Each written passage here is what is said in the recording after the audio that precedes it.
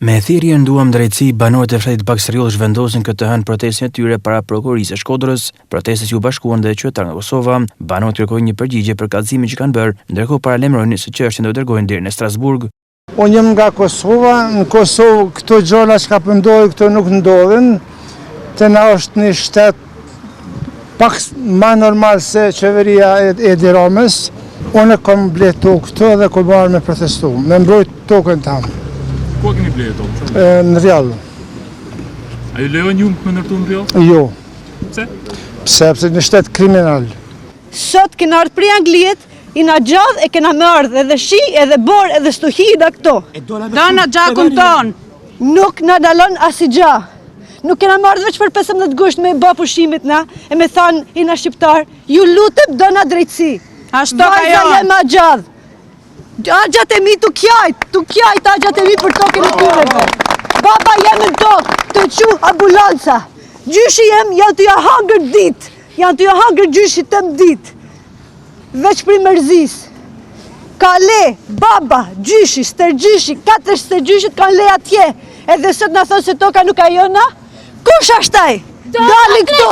I bajmë thirrje prokurorisë Shkodrës, me i dhanë drejtim dosjes, me marrën dorë dhe mos më na lanë neve në këtë problem, e me na rreziku dhe jetën, e me na detyru me bë gjëra që s'duhet. Ne sot jena këtu për arsye sepse para pak ditësh kemi bërë një protestë para Spakut ku atje ishim drejtuar me një kallëzim, ku ai kallëzim është transferuar në prokurorinë rrethit gjyqësor Shkodër dhe ata atje me plot drejt na thanë që të interesohen se si është vepruar me këtë kallëzim në prokurorinë rrethit gjyqësor Shkodër. Kështu që sot erdhëm këtu për të protestuar sepse u bën afër një vit që nuk po merret asnjë lloj mase, asnjë lloj zhvillimi, nuk dim se si është zhvillu ky kallëzim që ne kemi bërë dhe nuk se kuptoj pse nuk janë të interesuar që të vazhdoj procesi i hetimeve, duke ditur se ne kërkojmë vetëm e vetëm 2 kërkesa janë në prokurori, të cilat ne kërkojmë në radhë parë të bëhet akt ekspertiza tekniko-ligjore e të 2 dokumentat pronësisë, timit dhe të atij.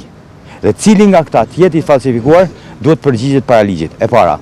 Dhe e dyta, e kam për sa i përket firmës. Ai të pretendon se ka bërë një digjes publike me fshatarët e fshatit Baksariolli.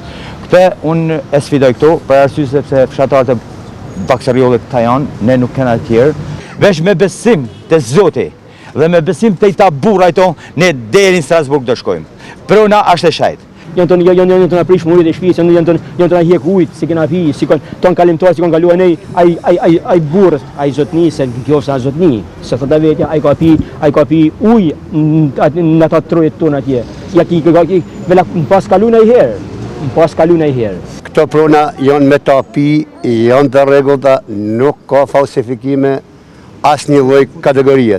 Në qoftë se na i kena prona të falsifikuar ky pse s'vjen me në ballafaqu me ne, me thonë orë burra që ku i kam letrat, në këtë vitëm ka le baba gjyshi këto. Dhe një menim ashtë. Ky zotnia pse nuk shkon me bo një ekspert me znasit çfarë trungut ka lënë aty ky, sa brez, bab, gjysh, 4 gjysh, që me na i prunë këto me thonë orë zotni, i të ka le gjyshi, i të ka le baba, i të kam le vet, i të kam pas të nibat. Sot është, a e djetë se i ka falsa.